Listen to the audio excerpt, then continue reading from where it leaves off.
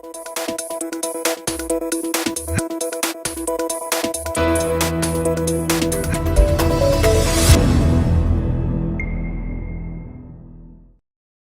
chiffrage que je dois mettre en évidence pratiquement, c'est plus de 1,25 million. Alors, je disais donc, ne serait-ce que pour resaluer les personnes qui nous écoutent, vous êtes sur l'Économiste Meeting. La vie, je disais, n'a pas de prix, mais elle a un coût. Et évidemment, on va parler de chiffrage en vie humaine et qui se fait pratiquement chaque année sur les accidents de la circulation ici et ailleurs, la circulation routière. Et sur ce point, plus de 1,25 million de décès qui sont enregistrés chaque année et dans le monde et dans chaque pays émergent. La mortalité routière frappe de plein fouet ceux que l'on appelle les actifs les plus jeunes. Ce que l'on sait pour autant, c'est que l'élément humain est pratiquement responsable de ce fléau, de ce drame à hauteur de 90%. Et au Maroc, un chiffre également matériel, et là on se réfère aux données fournies par le ministère du Transport et de l'Équipement et de la Logistique. C'était en 2019, les accidents ont coûté 15 milliards de dirhams, d'où l'impératif fixé d'une stratégie nationale de la sécurité routière en cours pratiquement maintenant depuis 2017 et elle s'étale jusqu'à 2026. L'objectif, vous l'avez compris, c'est de réduire de moitié le nombre des sinistrés à travers ce qu'on appelle le mode de sensibilisation sur leur impact et aussi sur leur coût au niveau économique et social. Les Nations Unies, il faut le rappeler, il faut le souligner tout de même, ont déclaré les années 2021 à 2030 comme la nouvelle décennie d'action sur la sécurité routière. L'objectif ambitieux est là aussi de réduire au moins de moitié, donc 50%, les décès et les blessures sur les routes. Et puis, il y a évidemment les questions, j'allais dire, existentielles, comme par exemple l'incidence des accidents sur la santé publique. Nous aurons l'occasion largement de revenir sur cette question et aussi l'impact de l'insécurité routière sur la croissance économique. Et pour nous en parler, nous recevons Ben Nasser Boulajoul, qui est directeur général de NARSA, l'Agence nationale de la sécurité routière, et par ailleurs président de la prévention routière internationale. Bonjour Si Boulajoul, est-ce que vous m'entendez? Bonjour, bonjour Si Chaib et merci pour l'invitation. C'est moi qui vous remercie, Oustad. Nous recevons aussi Madame Mariam Bigdeli, représentante de l'OMS au Maroc, l'Organisation mondiale de la santé. Bonjour Madame. Bonjour. Ça fait plaisir de vous voir. Et nous avons Bachir Badou, directeur général de la Fédération marocaine des sociétés d'assurance et de réassurance. Bonjour Si Badou. Bonjour, merci de me recevoir. C'est le plaisir. Et enfin, Marc Navelet, qui est spécialiste principal des transports au sein de l'ABM, de la Banque mondiale. Et vous vous trouvez à Tunis. Bonjour Marc Navelet. Bonjour à toutes, bonjour à tous. Et bonjour à vous tous donc. Une première question que je voudrais poser à Sib Nasser. Voilà, la question toute simple en fait, si on doit quantifier le nombre des accidents de la circulation au Maroc, nous en sommes où aujourd'hui? Est-ce que ça va mieux, ça va mal? Où est-ce que nous en sommes véritablement aujourd'hui? Alors, merci Sichaib. Effectivement, aujourd'hui, quand on parle de la sécurité routière au Maroc, il y a un effort considérable qui a été effectué, réalisé depuis quand même presque 20 ans maintenant, depuis qu'on a commencé la politique de stratégie nationale de la sécurité routière. Il faut rappeler que la première stratégie remonte en 2003. On a commencé avant 2003, pratiquement depuis le début des années 90, nous étions dans des augmentations de 5 à 6% annuellement. Et ça, c'était pratiquement d'année en année jusqu'en 2003. En 2003, on a commencé la première stratégie et qui avait comme objectif pratiquement de stabiliser le nombre de morts dans notre pays. Il se trouve qu'on a réalisé même des baisses qui sont très intéressantes. Et c'est une stratégie qui a duré quand même 10 ans, pratiquement depuis 2004 à 2013. Et durant les 2 années qui suivent, on a réalisé une évaluation de cette première stratégie avec l'appui et l'assistance de la Banque mondiale et on a mis en place depuis 2017 une deuxième stratégie 2017-2026 qui vise à réduire de moitié le nombre des accidents de la circulation, le nombre de tués, parce que c'est surtout ce qui est important, c'est les vies humaines, à pratiquement réduire de moitié le nombre de tués à l'horizon 2026. Il se trouve que aujourd'hui, on a réalisé pratiquement, à la date d'aujourd'hui, on a réalisé une baisse de 4% comparativement avec l'année de base de la stratégie. Bon, 4%, c'est une baisse quand même qui est intéressante, mais on est quand même loin de l'objectif qui a été fixé pour le premier plan quinquennal 2017-2021, réduire de 25%. Aujourd'hui, on dit que chaque accident, chaque tué, c'est un tué de trop. Bien sûr, on ne peut pas tolérer avoir autant de nombre de morts, surtout qu'on se compare à l'international, vu également les potentialités que nous avons au niveau national, que ce soit sur le plan management institutionnel, que ce soit sur le plan implication de l'ensemble des acteurs, qu'ils soient institutionnels, professionnels, aussi civils. Donc aujourd'hui, la sécurité routière, c'est vraiment un chantier sur lequel tout le monde travaille, comme je vous ai dit, que ce soit privé, public et société civile. Et on a énormément d'acquis, mais bien sûr, il y a la marge de manœuvre, elle est encore énorme et on peut réduire davantage le nombre de morts que nous avons aujourd'hui sur nos routes. Alors, la Banque mondiale, vous avez été pratiquement interpellé d'une manière indirecte par Siboula Joule. Marc Navelet, je rappelle que vous êtes spécialiste principal des transports au sein de la Banque mondiale. Que pensez-vous effectivement de la participation directement de la Banque mondiale au niveau de la lutte, un peu ne serait-ce que pour atténuer le nombre des accidents de la circulation? Qu'est-ce qui est fait en corrélation d'une manière générale à l'échelle mondiale, à l'échelle africaine et évidemment à l'échelle du Maroc? Merci beaucoup pour m'offrir l'opportunité de pouvoir partager avec vous un petit peu nos expériences. D'une façon générale, la sécurité routière fait partie des grands agendas transversaux que la Banque mondiale promeut à travers toutes ses opérations et évidemment principalement en matière de transport. On est particulièrement aligné ou en tout cas très, très en support de tout ce qui touche à la mise en œuvre de la décennie de la sécurité routière, et on a mis aussi en place de façon extrêmement globale et pour l'ensemble l'ensemble de la planète un fonds qui s'appelle un fonds global pour la sécurité routière et dans lequel on a mobilisé un certain nombre de fonds et des montants conséquents pour pouvoir accompagner un certain nombre d'activités en matière de sécurité routière. Et ces activités en matière de sécurité routière, elles peuvent se traduire de plusieurs manières. Elles peuvent se traduire par un accompagnement des gouvernements, en matière de mise en place des autorités nationales de sécurité routière. On a pour vocation aussi à appuyer les gouvernements dans, je dirais, les ajustements nécessaires, notamment réglementaires et institutionnels, qui vont dans le sens d'une amélioration de la situation en la matière. On a aussi des activités qu'on peut corréler à des opérations d'investissement que nous conduisons et qui peuvent se traduire par des choses peut-être un petit peu plus tangibles en matière d'amélioration des infrastructures, d'accompagnement, tout ce qui est la mise en œuvre d'une approche qui est en termes d'infrastructure plutôt le do not harm plutôt que quelque chose qui soit purement répressif et orienté sur la sanction. Donc on a vraiment, je dirais, un éventail d'outils et de possibilités pour pouvoir intervenir. Ce fonds global sur la sécurité routière a aussi une vocation un petit peu je dirais, peut-être un peu pompeusement de centre de recherche, puisque c'est aussi un instrument qui permet de collecter un certain nombre de données en matière de sécurité routière, le nombre de morts par pays, le coût en points de PIB par pays, etc., etc., etc.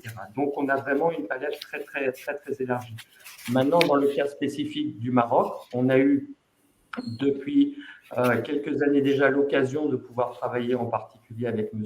Bouladjoul. On a été en accompagnement de la mise en place de la NARSA, d'un certain nombre de définitions des objectifs qui ont pu être cités par M. Bouladjoul il y a quelques minutes. Donc voilà un petit peu, je l'espère brièvement résumé, je dirais le volant, de nos activités en matière de sécurité routière. Merci beaucoup. C'est moi qui vous remercie. Je me tourne là sur Madame Big Deli, qui représente l'OMS au Maroc. Est-ce que les conséquences des accidents de cette tragédie pratiquement que nous connaissons au Maroc, mais un peu partout, est-ce que c'est pratiquement quantifié au niveau de l'OMS et vous avez l'occasion effectivement d'avoir sous vos yeux des chiffres, que ce soit des chiffres d'ici et d'ailleurs? Merci beaucoup. Oui, effectivement, il y a eu le rapport date maintenant un petit peu, il date de 2018. Il y a eu effectivement un rapport qui a fait un petit peu un état des lieux mondial de la situation de l'impact en fait de l'insécurité routière sur les vies humaines et qu'elles soient en termes de mortalité ou de conséquences sur la morbidité. En fait, cette question est très pertinente dans la mesure où, de manière générale, nous sommes face à une sous-estimation de cette situation. Et le Maroc n'échappe pas à cette règle. Je pense que nous travaillons de très près avec Monsieur Boulajoul et son équipe à la NARSA pour essayer de résoudre ce problème au Maroc, mais aussi dans d'autres pays, puisqu'effectivement, les modélisations que nous faisons sur base de différents critères montrent que les chiffres sont largement sous-évalués. Dans le rapport 2018, il y a 3700 décès à peu près qui sont rapportés par le Maroc, mais une modélisation qui ramène ce chiffre en réalité à presque le double. La vérité, c'est que… Quand vous dites sous-évalué, c'est-à-dire? Mais c'est-à-dire que il y a un certain nombre de problèmes que les autorités judiciaires et les assurances connaissent très bien dans le rapportage des nombres de décès, par exemple. C'est-à-dire tout dépend en fait si le décès a lieu sur les lieux même de l'accident, s'il se passe ensuite à l'hôpital ou ailleurs. Sur la façon dont c'est notifié. C'est-à-dire au niveau du rassemblement des données, j'allais dire. C'est ça. Du rassemblement des données. Alors, pourquoi est-ce que c'est important? On se dirait pourquoi ça n'a pas de… Voilà, est-ce qu'on va s'attarder sur chaque dernier chiffre de décès? Est-ce que c'est le plus important? C'est important. C'est vrai que l'ordre de grandeur est aussi important à considérer puisque tout ceci a un impact. Un impact sur les services d'urgence, un impact sur les services donc de transport, d'ambulance, un impact sur la prévision, sur la mise à disposition de banques de sang, par exemple, sur la mise à disposition de personnel d'urgence dans le secteur hospitalier. Donc, il y a tout un impact sur la planification, on va dire, des services d'urgence qui devraient être prêts à recevoir les cas les blessés de la route. Il y a également un impact sur la manière dont on va faire le plaidoyer, parce que la sécurité routière, comme les prédécesseurs dans ce webinaire l'ont bien signalé, c'est une action commune. Ce n'est pas qu'une action d'un seul secteur, que ce soit du transport ou de la santé, c'est vraiment une action multisectorielle. Il y a une multitude d'acteurs qui doivent être sensibilisés à la nécessité d'agir contre ce fléau et avoir en fait une estimation plus exacte de la situation réelle sur le terrain permet de faire un plaidoyer plus efficace, que ce soit au niveau des financements qui sont mobilisés pour lutter contre ce fléau ou de la mobilisation des différents acteurs du système ou du privé et public pour lutter contre ce fléau. C'est une approche multisectorielle. Et c'est alarmant parce que d'après l'OMS, c'est plus de 80% des accidents de la circulation, des accidents mortels qui ne sont pas inclus dans les statistiques de ces données. Exactement, c'est ça. Et en plus, on a souvent en fait aussi une inégalité, on va dire, au niveau de ces questions, parce que on oublie souvent en fait les inégalités qu'engendrent ces situations-là.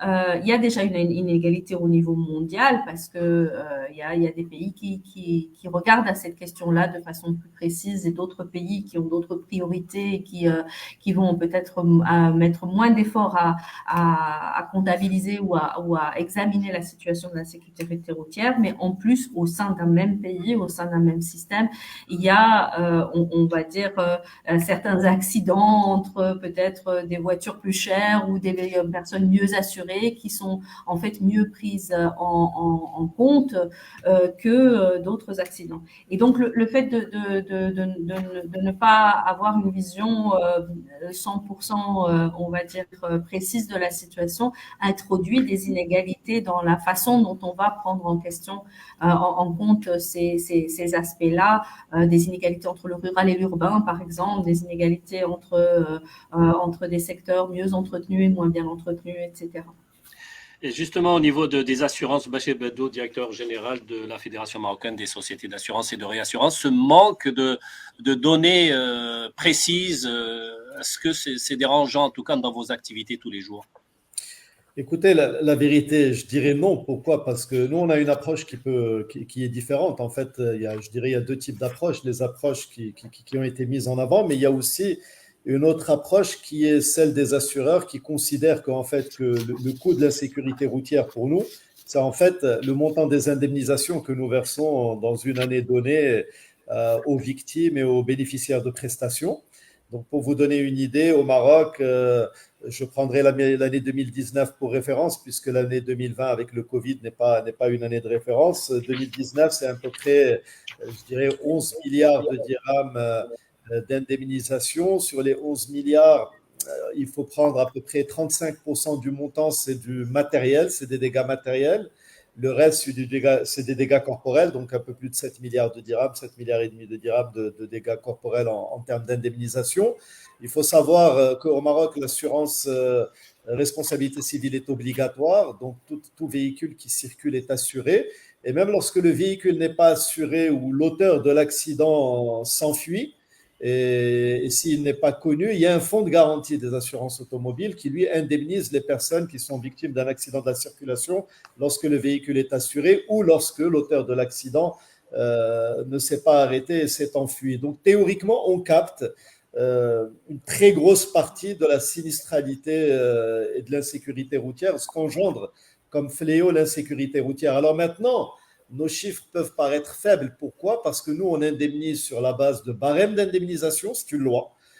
Donc au Maroc, on indemnise en fonction d'un certain nombre de quantums, en fonction des revenus de la personne, du degré d'invalidité qu'a engendré l'accident, de son âge, d'un certain nombre de quantum. Par exemple, on a ce qu'on appelle le précium doloris, le préjudice de carrière, on peut avoir un préjudice esthétique. Et en fait, c'est l'ensemble des éléments d'un barème qui permettent, in fine, de fixer le montant de l'indemnité. Donc, en fait, lorsque les assureurs annoncent un montant sur le coût d'indemnisation, qui pourrait être aussi une approche intéressante pour voir qu'est-ce qu'entraîne comme, je dirais, coût économique les accidents de la circulation, il faut mettre en parallèle un barème qui, il faut le dire, n'est pas toujours très généreux, mais c'est un barème qui permet de garder le prix de l'assurance à un niveau acceptable et de pouvoir indemniser donc les bénéficiaires des prestations, les ayants droit, à un niveau qui soit correct. Maintenant, c'est clair que la vie humaine n'a pas de prix. Par exemple, comment pouvons-nous juger, même sur des préjudices au-delà du décès, comment pouvons-nous préjuger quel est le coût d'un préjudice de carrière?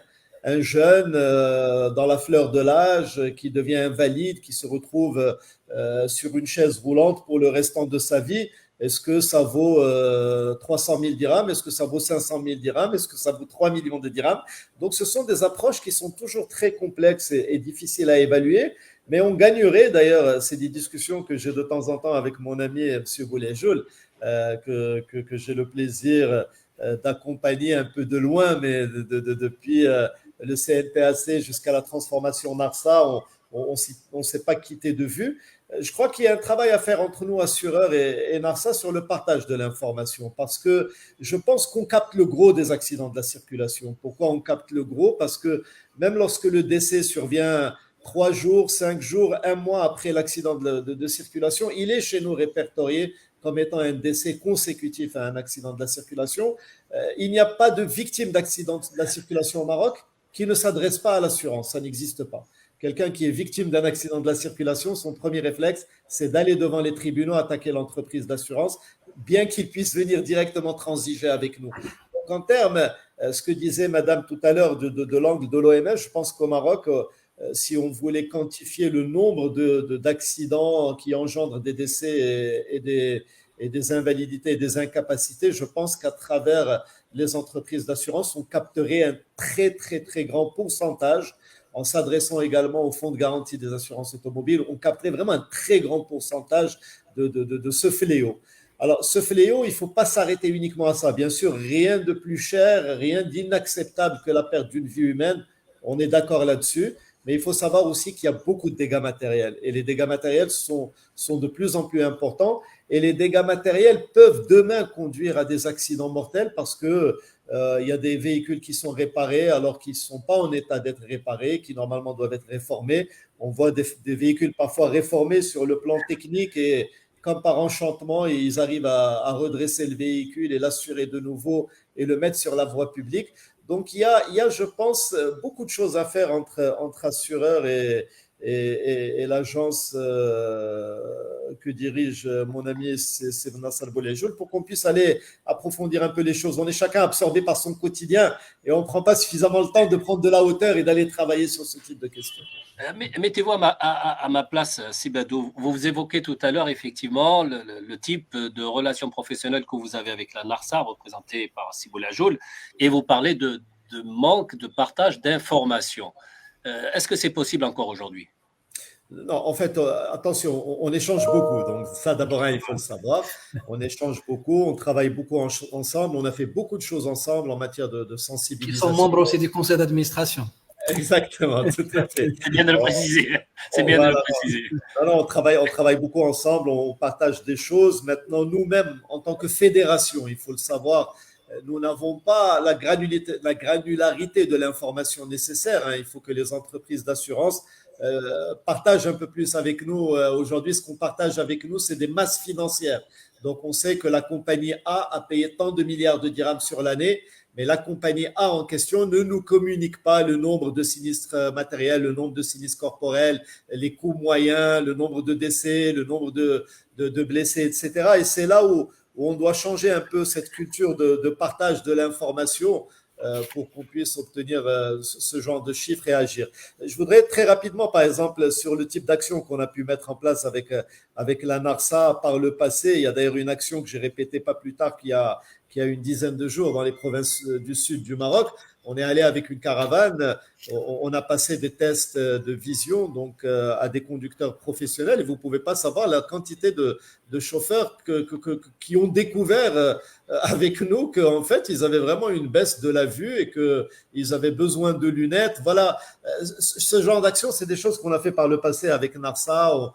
C'est des choses qu'on sait faire, qu'on sait répéter. Là où peut-être on a encore beaucoup à travailler ensemble et on en est conscient les deux parties, c'est un peu aller dans les bases de données qu'on peut avoir et partager de l'information pour peut-être mettre plus de chiffres ou mesurer un peu plus le phénomène, sachant que moi je le dis, NARSA ne peut peut-être pas le dire de la même manière que ce que je peux le dire. Il y a une très forte amélioration ces dernières années, nous on le voit. On le voit à quoi? On le voit à la transformation d'un nombre d'accidents corporels qui deviennent du matériel. C'est-à-dire, nous avons la perception, nous en tant qu'assureurs, que la dangerosité des accidents a légèrement baissé. Que, en fait, la proportion du nombre d'accidents matériels augmente par rapport au nombre d'accidents qui entraînent les décès, dont la proportion diminue. Alors ça, c'est perceptible chez nous. Pourquoi? Parce que le nombre de véhicules que nous assurons augmente et avec un nombre de décès qui diminue, fait que mécaniquement, sur un nombre de voitures plus important, le pourcentage de décès diminue. Je sais que tous ceux qui travaillent dans la sécurité routière à travers le monde n'aiment pas écouter ça. Ce qu'on veut, c'est baisser de manière mécanique et très forte le nombre de décès et non pas le rapporter à une proportion de nombre de véhicules en circulation, parce que c'est vrai que ça serait trop facile. Si on double le nombre de véhicules en circulation, on dit que le nombre de morts a baissé de 50%, mais en fait, c'est pas vrai. En termes absolus, on pourrait garder le même nombre de morts. Donc voilà, donc il y a quand même une amélioration. Elle est due, à mon avis, aux efforts que fait Narsa, notamment la vitesse. Nasser Boulajoul, à chaque fois que je lui parle, mon ami Nasser, il me le dit. S'il y a un indicateur, c'est la vitesse. Et ils ont truffé les routes marocaines de radar. Aujourd'hui, vous ne pouvez plus faire 50 km sans être flashé si vous dépassez la vitesse autorisée. Voilà. Je crois qu'on est sur la bonne. Voilà un constat, en tout cas un raisonnement que j'imagine qui doit être largement partagé par la Banque mondiale. Si vous Marc, permettez, si Chaib, oui, allez-y. j'aimerais bien réagir par rapport à un certain nombre d'éléments qui ont été avancés. Oui, Tout d'abord, par rapport à ce que vient de dire Sibachir Beddou, effectivement, aujourd'hui, s'il y a un point fort aujourd'hui au niveau national en termes de management de la sécurité de notre pays, c'est surtout cette collaboration très, très étroite entre l'ensemble des acteurs concernés. Aujourd'hui, la création de la NARSA, c'est une émanation d'un long processus de maturité, pratiquement de travail continu pour, c'est-à-dire en termes de management institutionnel, pour avoir une structure dédiée comme la NARSA, comme le veulent les bonnes pratiques au niveau international. Et d'ailleurs, Madame Bigdili avec nous peut le confirmer, c'est qu'au niveau du rapport, le premier rapport mondial sur les traumatismes dus aux accidents de la circulation en 2004, la première recommandation, c'était il invite les pays à créer une agence, c'est-à-dire lead agency, comme on l'appelle, c'est-à-dire pour s'occuper de dossiers de la sécurité routière. Aujourd'hui, le Maroc est l'un des rares pays qui a quand même atteint ce niveau-là. Deuxième élément, c'est par rapport aux résultats obtenus. Il faut rappeler, justement, pour s'inscrire tout ce que vient de dire mon ami Bachir, c'est que aujourd'hui, nous, on dit que l'effort qui a été réalisé ou bien les résultats obtenus sont vraiment d'un énorme succès. Pour justifier ça, c'est-à-dire qu'aujourd'hui, en 2021, on a le nombre de morts, ce qu'on avait il y a pratiquement 20 ans, en 2001-2002. Sachant qu'entre 2001 et 2022, le parc automobile il a plus que doublé, le trafic routier il a plus que doublé, le réseau routier également s'est augmenté de manière considérable. Donc il y a énormément d'indicateurs qui sont nécessaires pour le développement socio-économique de notre pays qui ont continué à augmenter, mais on a maîtrisé la sinistralité. Et je pense que au niveau, quand on lit dans l'histoire de la sinistralité ou bien l'histoire de l'accidentalité des pays, il y a deux étapes pratiquement essentielles à déterminer. Il y a l'étape primitive où pratiquement vous avez le parc automobile, la circulation, le nombre d'accidents, le nombre de morts vont de pair. Donc il y a croissance pratiquement, tous les indicateurs sont à la hausse, mais à un certain moment, on marque un point d'inflexion, pratiquement, et ça dépend des pays. Vous allez trouver, par exemple, en France, c'était 1972, la Suède, les pays nordiques, c'était vers les années 60, etc., qui ont marqué cette point d'inflexion, c'est-à-dire que vous allez toujours avoir le nombre le parc qui augmente, la circulation, etc., mais on a une maîtrise considérable de la sinistralité. Moi, je pense que cette approche, le point d'inflexion, est marqué à partir de l'année 2004 quand on a commencé la première stratégie. Donc aujourd'hui, les résultats sont là. Mais aujourd'hui, nous, en tant que gestionnaire de la sécurité routière ou bien l'un des gestionnaires de la sécurité routière au niveau national, on dit qu'il y a encore un travail à faire en termes pour atteindre les objectifs fixés qui sont réduire de moitié. Et d'ailleurs, même le plan mondial, c'est-à-dire il y avait le premier plan d'ISNAL 2011-2020 qui s'est fixé comme objectif réduire de moitié le nombre de tués à l'horizon 2020. Il se trouve que peu de pays ont atteint pratiquement ce niveau-là, ou bien se sont rapprochés. Et du coup, on a dû, suite à la troisième conférence mondiale des ministres de la sécurité routière qui a eu lieu à Stockholm en 2020. Donc, on a, c'est-à-dire retardé ou bien reporté l'atteinte de cet objectif à l'horizon 2030. Donc, aujourd'hui, on se fixe un nouveau objectif, c'est de réduire de moitié. Donc, nous, on dit que le Maroc, il a énormément de potentialité, il a énormément de capacités, pratiquement à tous les niveaux, aussi bien que matériel, vu l'engagement de l'ensemble des acteurs concernés pour accélérer l'atteinte de ces objectifs. Ça, c'est le premier élément. Alors, le deuxième élément que je veux également évoquer, c'est par rapport aux données qu'a évoquées Mme Bigdili. Alors, aujourd'hui, il se trouve que le Maroc est l'un des rares pays aussi qui a quand même un système d'information performant, mais on accepte pratiquement toutes les remarques qui ont été relayées dans les rapports, c'est-à-dire les rapports de situation sur la sécurité routière dans le monde, et qui donnent pratiquement pour tous les pays de la planète les données officielles telles qu'elles sont fournies par les pays et les données estimées par l'OMS à travers un modèle mathématique statistique qui donne en fait avec un intervalle de confiance. Et le Maroc, malheureusement, ce qu'on remarque, c'est que pratiquement c'est 2 fois les données qui sont publiées. Alors, nous, on est conscient de cette réalité, c'est-à-dire qu'il peut y avoir des déperditions d'informations quelque part le long du processus de traitement des données des accidents de la circulation. Donc, c'est pour ça qu'on s'est lancé dans l'élaboration d'un nouveau système pour la gestion et le suivi des accidents de la circulation. On a réalisé une étude sur un site pilote au niveau de l'hôpital de Rabat, au niveau du CHU de Rabat, justement, qui nous a montré qu'il y a un écart entre les données officielles, les données qui sont publiées et les données estimées à travers une étude qu'on a réalisée avec l'OMS. Et de là, donc, on est en train d'engager l'ensemble des acteurs au niveau de ce nouveau système qui va nous permettre de traquer pratiquement toutes les victimes depuis l'occurrence de l'accident jusqu'à pratiquement l'issue de la victime. Est-ce que c'est un blessé léger, blessé grave ou bien tué? Ça, c'est par rapport au système d'information.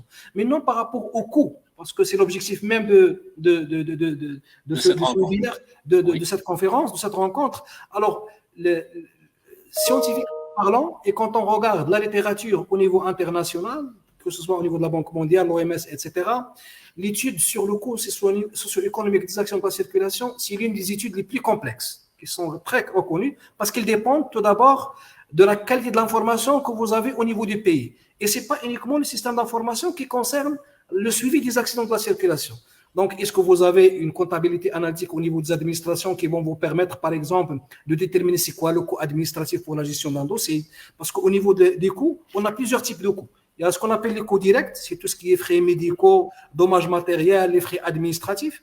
Il y a ce qu'on appelle les coûts de perte de production, et ça, c'est dû soit au décès prématuré ou bien à l'incapacité à travailler, à produire, dû à l'invalidité suite à l'accident, parce que quand quelqu'un meurt, par exemple, à l'âge de 35 ans, alors qu'il est ingénieur, alors qu'il est chef d'entreprise, etc., donc il y a toute une perte de production qu'on aurait dû continuer à gagner pour la collectivité si la victime n'est pas décédée. Et il y a ce qu'on appelle les coûts humains, c'est tout ce qui est lié à l'atteinte à la santé, aux souffrances des victimes, etc. Sachant qu'il y a l'adage qui dit que la vie n'a pas de prix, c'est-à-dire même si on donne, quel que soit, c'est-à-dire les modèles mathématiques qu'on peut utiliser pour estimer un coût des actions de la circulation, il y a des choses pour lesquelles on ne peut pas attribuer un coût, une valeur monétaire. Est-ce que vous pouvez me répondre, qu'est-ce que ça représente, par exemple, la disparition d'un papa ou d'une maman pour un enfant et vice-versa? Donc, il y a un volet qui est souffrance, qui est malheur, qui est chagrin qu'on ne peut pas quantifier. Et il se trouve que dans ce secteur-là, on est obligé d'utiliser un petit peu les statistiques. Et nous, au niveau national, on a réalisé une étude en 2009 qui nous a donné un chiffre pratiquement de l'ordre de 15 milliards de dirhams, c'est-à-dire en 2009, qui représente à peu près dans le temps quelques 2,1% du PIB. Donc ça, c'est en 2009. Actuellement, on se base sur une estimation récente qui a été effectuée par la Banque mondiale, justement, qui donne pratiquement un pourcentage, donc selon comment on appelle, c'est-à-dire le niveau de revenu des pays. Par exemple, pour le cas du Maroc, c'est 100 fois le PIB per capita, ce qui donne à peu près le coût d'un tué, c'est autour de 3 millions de dirhams. Le coût d'un tué au Maroc aujourd'hui, c'est à peu près 3 millions de dirhams. Le coût d'un blessé, c'est 25% du coût du tué, donc ça donne à peu près quelques 800 000 dirhams, donc le coût de la victime. Et au total, on a aujourd'hui une estimation de 19,5 milliards de dirhams comme coût socio-économique des actions de la circulation, ce qui représente 1,69, c'est-à-dire 1,7% du PIB. Donc, c'est l'une des études qui est plus complexe. Donc, on a aujourd'hui des chiffres, donc on peut quantifier en fait le phénomène des accidents de la circulation, mais il y a un travail à faire énorme parce que, comme je vous ai dit, tout ce qui est frais administratifs, tout ce qui est coûts médicaux, tout ce qui est dommages matériels, tout ce qui est coûts humains, tout ce qui est perte de production. Donc, pour chaque composante, on doit avoir tout un système d'information fiable derrière qui va nous permettre d'engager les calculs nécessaires et les estimations nécessaires. On va essayer d'élargir un tout petit peu ça au niveau peut-être du Maghreb, le Maroc par rapport à nos voisins. Et là, je m'adresse directement à Marc Navelet. Des chiffres ont été cités il y a quelques instants par Si Boulajoul. Si on doit faire, quoique comparaison n'est pas raison, si on doit faire une sorte de comparaison entre le Maroc et les pays qui nous entourent, où est-ce que nous en sommes aujourd'hui? Bon élève ou mauvais élève? Merci beaucoup.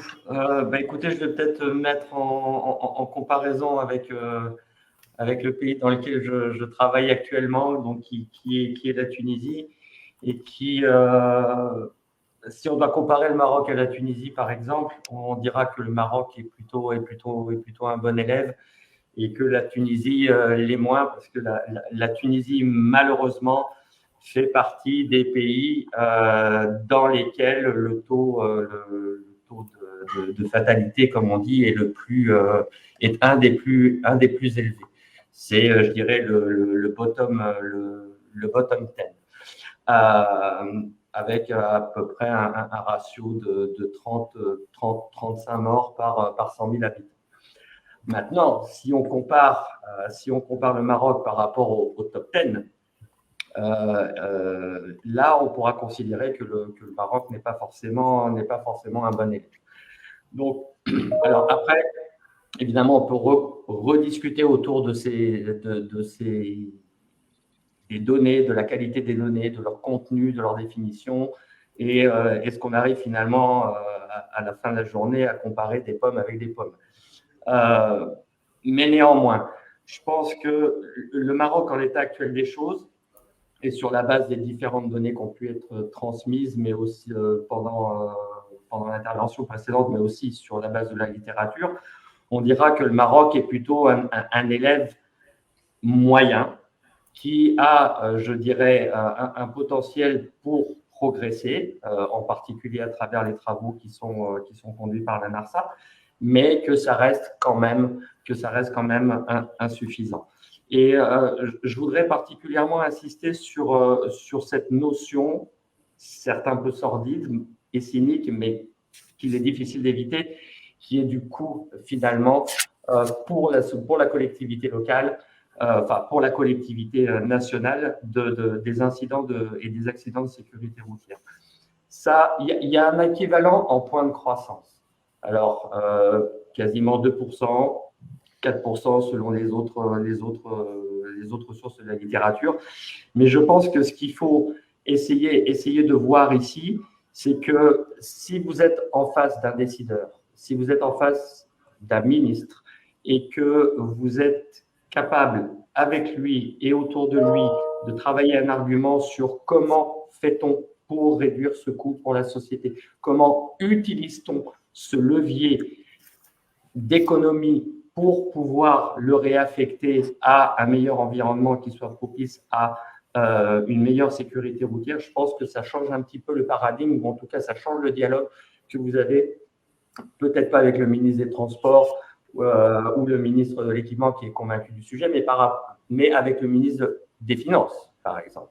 Et ça, si vous commencez à parler, je dirais, argent sonnant et trébuchant avec le ministre des Finances, vous changez le paradigme, vous changez l'approche. Et donc, c'est là aussi où je voudrais insister par rapport au fait qu'il y a, sur un sujet comme la sécurité routière, et peut-être qu'on s'éloigne un petit peu de la question, mais une nécessité, je dirais, absolue que tout le monde arrive à se parler. Le ministre de Finances, le ministre de l'Équipement, le ministre des Transports, le ministre de la Santé, etc. C'est vraiment extrêmement important parce qu'à partir du moment où on travaille de façon cloisonnée, je pense que d'une façon générale, il y a un moment où on manque une dimension dans ce sujet très important et multiforme qui est finalement la sécurité routière. Parce que si on commence à raisonner en termes de santé publique, voilà le coût que ça fait porter pour les services d'urgence, pour les services hospitaliers, etc. Si on commence à rentrer un petit peu dans le détail, oui, alors qu'est-ce qui a causé l'accident? Et puis, une des causes de l'accident, c'est par exemple un chauffeur qui était sous emprise. Et on peut commencer à dérouler un petit peu le fil et on peut commencer à réfléchir un petit peu sur des politiques de santé publique qui débordent du cadre de la sécurité routière, lutte contre les stupéfiants, lutte contre l'alcoolisme, etc., etc.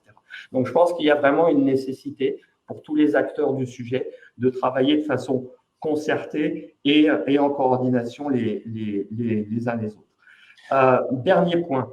S'il vous plaît. Si vous me le permettez, par rapport à la sécurité routière, je pense qu'il y a aussi, dans ce coût pour la société, la nécessité aussi là pour la puissance publique de finalement, à travers ce levier d'économie qu'on trouverait à travers la réduction du coût que ça a en termes de PIB, quelle est finalement la solution alternative qu'on peut trouver en termes de déplacement ou en termes de mobilité pour faire en sorte qu'on puisse réduire les effets négatifs de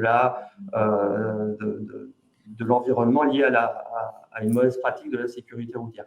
Et c'est là où je pense que aussi les ministères techniques ou les ministères de tutelle ont peut-être une réflexion à engager en termes de solutions alternatives au transport.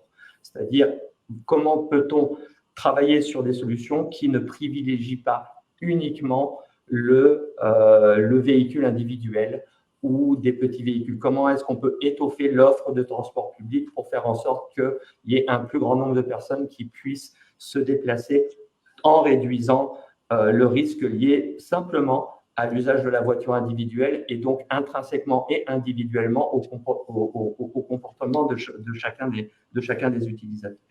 Voilà, merci beaucoup. Je pense que j'ai un petit peu débordé du cadre de la question, mais je vous remercie. Non, en fait, juste une toute petite question encore. Là, vous me renvoyez pour que je m'adresse auprès de l'OMS. Vous avez évoqué tout à l'heure, effectivement, comment on appelle ça, la vitesse qui est à l'origine de nombreux accidents. À l'OMS, j'imagine que l'on n'a pas uniquement quantifié que cette vitesse-là. Il doit y avoir, j'imagine, d'autres raisons et qui ne sont pas obligatoirement les mêmes en Afrique qu'en Europe, par exemple. Oui, tout à fait.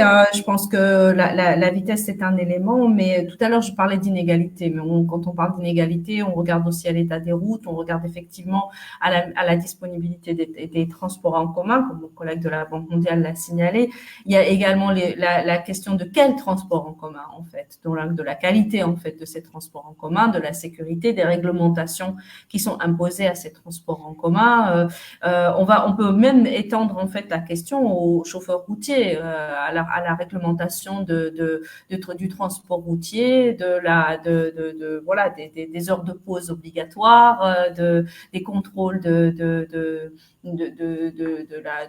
est-ce que ces chauffeurs sont suffisamment formés, etc., etc. Donc, en fait, la sécurité routière, je pense que m'en refaire à ce que mes collègues ont déjà dit, c'est l'action multisectorielle par excellence. C'est vraiment un des domaines dans lesquels on voit qu'en fait, on commence à regarder la partie émergée de l'iceberg, probablement souvent dans le secteur de la santé, puisque les fatalités, que ce soit les blessés graves, etc., c'est au niveau du secteur de la santé qu'on va les détecter, qu'on va les repérer. Mais quand on déroule le fil de ces cas tragiques, on va s'imprégner d'un ensemble de questions de santé publique ou de société d'ailleurs. Les enfants qui marchent sur le bord de la route quand ils rentrent de l'école, est-ce qu'il y a des trottoirs, est-ce qu'il y a des chemins sécurisés, etc., etc. Donc, on va vraiment se retrouver en fait dans toute une série d'interventions sociétales. C'est pour ça, je reviens en fait à la question de la gouvernance que M. Boulajoul a bien pointé, et pour féliciter d'ailleurs le Maroc et la NARSA de la création de cette agence, parce qu'effectivement, c'est parce que la question est tellement complexe et multisectorielle et multifactorielle qu'une agence comme celle-là est absolument nécessaire pour vraiment rassembler tous les acteurs qui sont autour de la question. Et c'est vrai que par rapport à un certain nombre de pays du continent africain, par exemple, le Maroc est un exemple dans ce mécanisme de gouvernance qui a été mis en place. Et je salue Monsieur Boulajoul parce qu'il sait lui-même qu'il est un des experts que l'OMS en fait appelle assez souvent à la rescousse pour pouvoir vraiment montrer les avancées du Maroc dans ce domaine. Mais ce qui est très important, c'est que je veux encore une fois insister sur la quantification, comme l'a dit mon collègue de la Banque mondiale, parce que les investissements qu'il faut faire pour arriver à faire face à ce fléau sont dans tous les domaines. Ils ne sont pas que dans l'équipement routier, par exemple. Ils ne sont pas que dans les radars, etc. Ils sont aussi là, combien de médecins d'urgence, combien d'infirmières est-ce qu'on a besoin dans un hôpital à chaque moment pour faire face à ces accidents. Et ça, c'est quelque chose, si on ne le quantifie pas, on ne peut pas négocier, comme l'a dit mon collègue, ni avec le ministre des Finances, ni avec le ministre de la Santé, ni avec les autres questions de programmation d'information. Une des raisons pour lesquelles certains pays… Très rapidement, Madame Bigdeli, là, je donne pratiquement la parole à beaucoup de personnes qui nous écoutent en ce moment, pendant que vous parlez, qui regardent, donc, qui écoutent l'économiste meeting, et beaucoup de questions qui nous parviennent. Et parmi ces questions, il y a celle-ci, et je l'adresse pratiquement à vous tous, c'est selon en fait votre inspiration. Au-delà de la sensibilisation, quels sont les leviers, par exemple, à activer pour impliquer la population d'une manière générale dans les efforts pour pouvoir réduire d'une manière générale les accidents de la circulation? Qu'est-ce qu'il faut faire? D'ailleurs, très rapidement, je dirais. Allez-y. Très rapidement. Madame nous avons pratiquement 15 minutes à je ne vais pas être très long. Je vais allez-y. dire des choses très rapidement. La première, Madame Bigdeli l'a dit, il ne faut pas voir que l'état des routes et l'état du parc roulant, mais il faut voir aussi au niveau de la société quelles sont les habitudes ou les mauvaises habitudes que nous avons et l'état de nos trottoirs. Parce que quand vous analysez la mortalité induite par les accidents de la circulation, malheureusement, les plus vulnérables sont souvent les piétons. Et donc, qu'est-ce que viennent faire les piétons toujours sur la voie publique et malheureusement, on traverse. Effectivement. Exactement. Là, il ne faut pas traverser. Parfois, les trottoirs ne sont même pas là et ne sont pas de bonne qualité. Et ça vous impose d'aller sur la voie publique. Je peux rajouter une dernière petite idée. La dernière chose aussi, c'est qu'au Maroc, l'intervention sur le lieu de l'accident, il n'y a qu'un seul acteur qui a le droit d'intervenir sur le lieu de l'accident, c'est la protection civile. Et là aussi, il y a une loi à revisiter pour permettre à des opérateurs, à des ambulances, des organismes qui peuvent être privés ou semi-publics, qui puissent aussi intervenir parce que sauver une victime d'un accident de la circulation, les premières minutes sont fondamentales et on pourrait là aussi gagner des vies et permettre à des gens de ne pas vivre, je dirais, un calvaire suite à un accident de la circulation parce qu'on est intervenu rapidement. Si vous vouliez répondre tout à l'heure à ma question, donc, très rapidement, qu'est-ce qu'il faut faire pour pouvoir sensibiliser un maximum de personnes pour pouvoir effectivement réduire au maximum le nombre des accidents de la circulation chez nous et par ailleurs?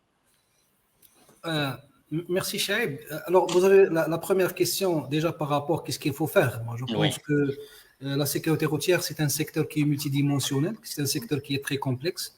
Donc, il fait interagir un certain nombre d'intervenants pratiquement de tous bords. Et du coup, il faut avoir une visibilité, il faut avoir une stratégie et pour qu'on puisse avoir une certaine synergie au niveau de l'action de l'ensemble des acteurs concernés. Donc, c'est très important d'avoir une stratégie et de se fixer des objectifs. Maintenant, le fait de se fixer des objectifs, c'est pas mal si on s'écarte par rapport à cet objectif, mais on sait au moins à quel niveau on s'écarte, de combien on s'écarte par rapport aux objectifs.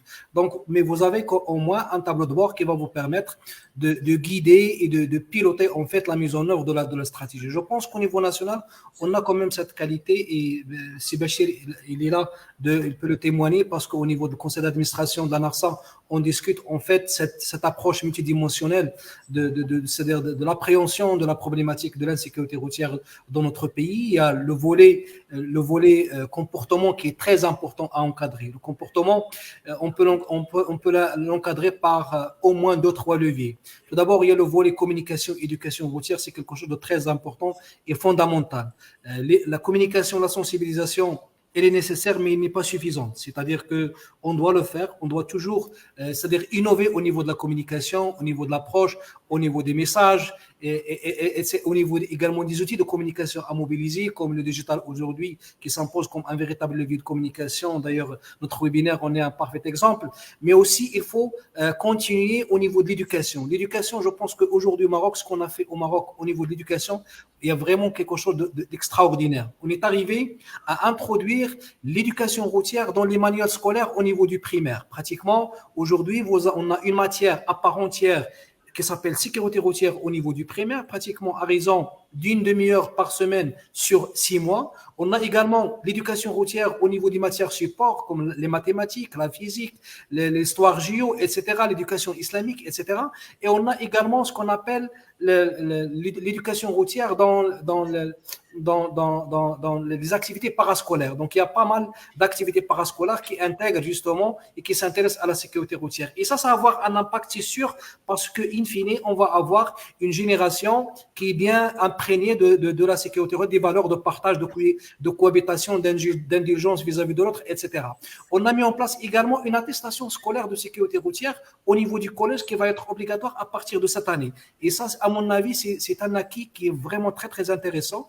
Et on est pratiquement, ça a été lancé, et les collégiens de cette année, pratiquement 600 000, plus que 600 000 qui vont passer cette attestation cette année-là. Donc ça, c'est le volet éducation. Il y a un deuxième aspect qui concerne le comportement, qui permet d'encadrer le comportement, c'est la réglementation, c'est le contrôle et la coercition. C'est-à-dire, s'il y a une loi, il faut qu'elle soit respectée. Et de là, donc le rôle du contrôle, il est vraiment fondamental. Donc là, au niveau du contrôle également, il faut innover. Quel type de contrôle pour qu'on puisse avoir plus de célérité, plus d'efficience au niveau de l'action de l'ensemble des acteurs concernés. Et je pense que l'intégration et l'ouverture sur les nouvelles technologies, c'est quelque chose de vraiment de fondamental, parce que ça permet de réduire l'intervention de l'élément humain autant que possible. Et notre pays est vraiment, il est inscrit dans cette perspective. Il y a un autre aspect, c'est le volet infrastructure. L'infrastructure également, si vous avez une infrastructure qui répond aux normes, ça permet également d'encadrer le comportement de l'usager. Le fait d'avoir une barrière de guidage, par exemple, au niveau devant le portail d'une école, donc ça permet d'éviter en fait à ce que les enfants soient pratiquement sur la voie publique, et ça permet d'encadrer, de canaliser le déplacement et le mouvement des foules devant le portail de l'école. Si vous avez des dodans qui sont normés, si vous avez des carrefours giratoires qui sont normés, etc. Donc le rôle de l'infrastructure, il est extrêmement important. Oui, mais est-ce que ce sont des messages que vous faites monter quand même en haut lieu? Non, ce n'est pas des messages, ça c'est une stratégie qui est adoptée, Oui, qui est approuvée, qui est acceptée. Voilà, Et on est aujourd'hui qu'il faut appliquer d'une manière générale. Aujourd'hui, on est en phase de déploiement, on investit lourdement au niveau de la sécurité routière dans notre pays. Je vous donne quelques chiffres très, très brièvement. Aujourd'hui, on investit 250 millions de dirhams annuellement pour le renouvellement du parc automobile pour les professionnels. Donc, c'est des primes, soit des primes à la casse ou des primes de renouvellement du parc.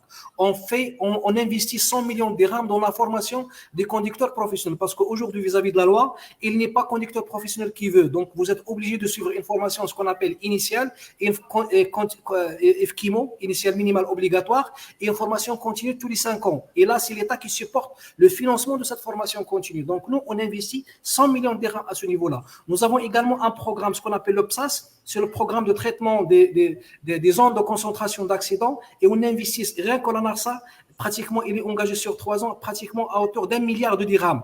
Donc, il y a énormément d'investissements qui sont engagés au niveau du contrôle. Aujourd'hui, on a élaboré ce qu'on appelle un plan national de contrôle avec un montant d'investissement annuel de 84 millions de dirhams qui permet d'acquérir les radars, l'intégration des nouvelles technologies et justement pour tout automatiser. Et aujourd'hui, la digitalisation, la dématérialisation des procédures, l'automatisation et l'intégration de ces nouvelles technologies, c'est un levier de taille sur lequel on mise pour l'amélioration de la sécurité routière dans notre pays. Marc Lavelet, au niveau de la Banque mondiale, est-ce que moins d'accidents inspire la confiance, donc l'envie d'investir au Maroc? Ah bah ça, je dirais forcément, parce que ça affecte un peu toutes les dimensions de la vie, qu'elle soit sociale et qu'elle soit économique.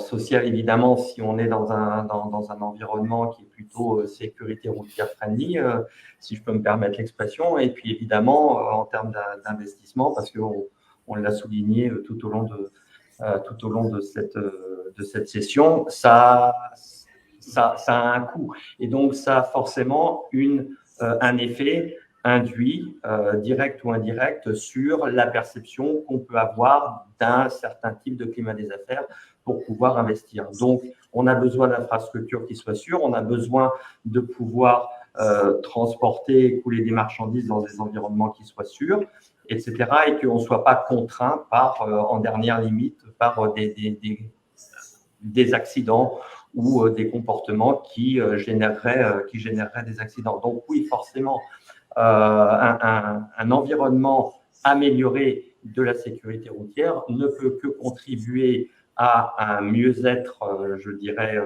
social et à un mieux-être économique. Maintenant, je voudrais juste rebondir par rapport à la question précédente, et donc je ne peux aller que dans le sens de ce qu'a dit M. Bouladjoul très rapidement, monsieur Lavelet, sur les effets de communication et les campagnes, etc. Je pense qu'il ne faut pas oublier que ce type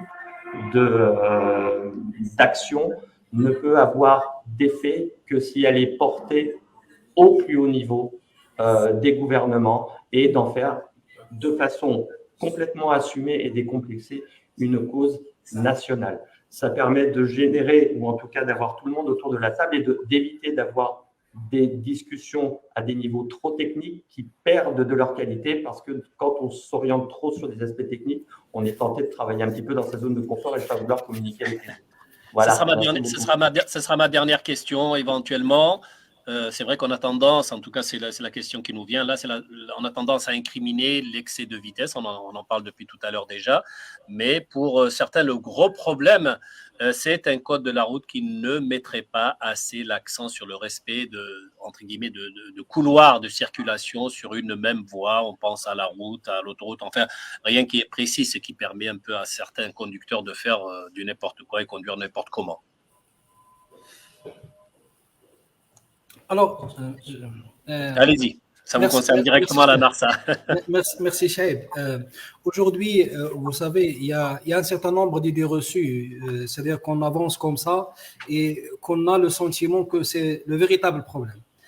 Aujourd'hui, la sécurité routière, c'est un secteur scientifique par excellence. C'est une profession, c'est un métier. La sécurité routière, il est régi par un certain nombre de normes et un certain nombre de standards. Et notre objectif aujourd'hui au niveau de la NARSA, c'est d'amener l'ensemble et d'accompagner l'ensemble des partenaires à ce que notre pays s'aligne pratiquement sur ces standards quand il s'agit de véhicules, quand il s'agit d'infrastructures, et également quand il s'agit de comportement. Aujourd'hui, pourquoi on dit que la vitesse est un facteur de risque et un facteur aggravant? Un accident qui survient avec 60 km/h, c'est pas le même accident qui survient avec 120 km/h. Malheureusement, aujourd'hui, quand on regarde le nombre de morts des piétons, par exemple, en ville, ça explique en fait qu'aujourd'hui, nous avons un comportement qui est agressif et qu'on roule plus vite qu'il le faut au milieu urbain. Scientifiquement parlant, vous avez une relation qui est très explicite et une corrélation très, très claire. La vitesse, vous avez des cas mortels qui commencent à apparaître à partir de la vitesse de 30 km/h. À 50 km/h, le risque d'être tué en cas d'accident entre un véhicule et un piéton, il est de 85%. Ce risque, il augmente pratiquement à 100% à partir de 70 km/h. Donc ça, c'est des vérités qui sont scientifiques.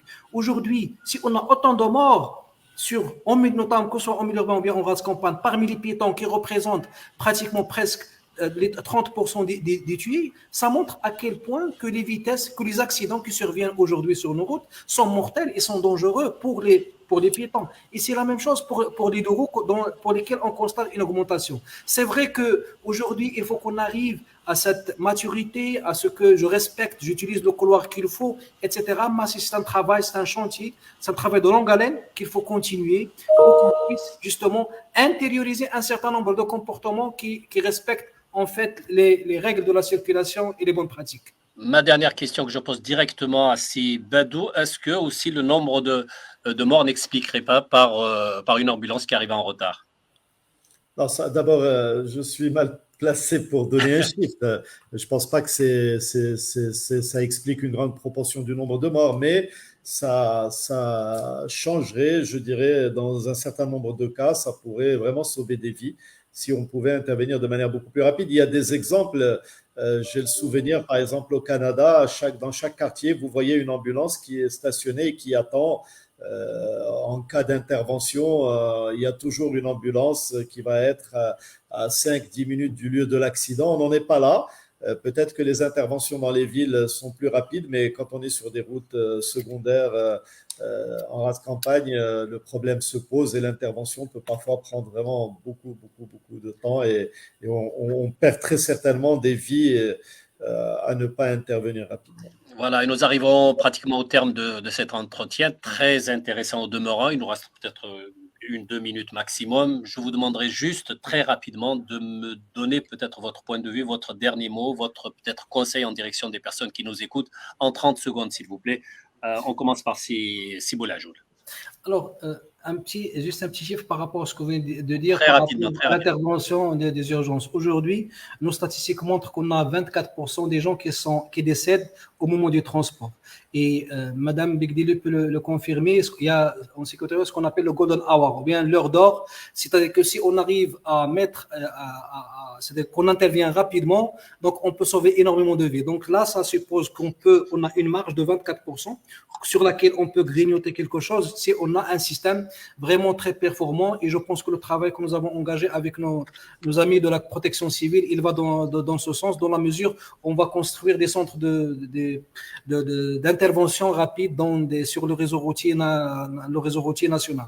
Aujourd'hui, ce qu'on peut dire, c'est un dernier mot à dire, c'est que Allez-y. la sécurité routière, c'est une responsabilité partagée et chacun de nous, il peut y contribuer, ne serait-ce que par son respect des règles de la circulation et de donner l'exemple.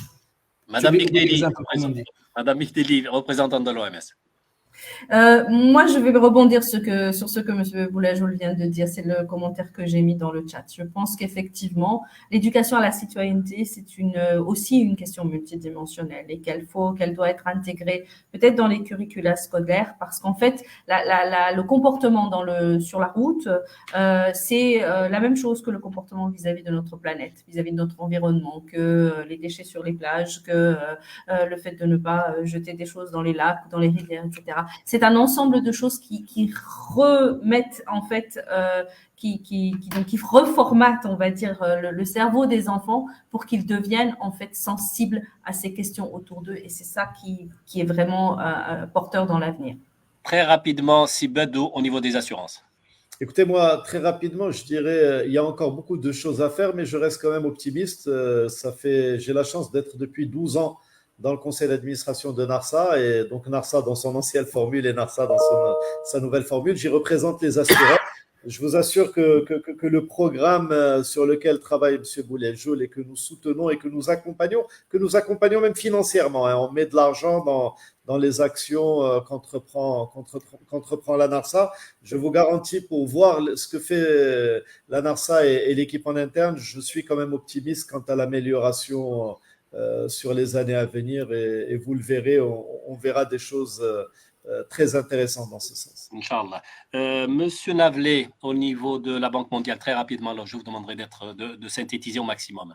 D'accord. Moi, je ne peux qu'aller dans le sens de ce qui a été dit par rapport à que chacun s'interroge un petit peu sur son comportement et y mette un petit peu du sien pour faire en sorte que on puisse, je dirais, se déplacer de façon qui soit non mortifère.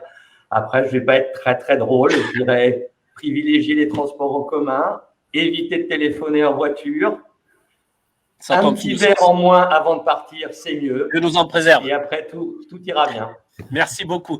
Merci à vous tous pour votre témoignage, pour votre participation à cette campagne de sensibilisation. C'est vrai que nous en avons grand besoin et nous espérons surtout qu'elle sera d'une grande utilité auprès de toutes les personnes qui nous écoutent et surtout de celles qui conduisent. Merci à vous tous. Merci.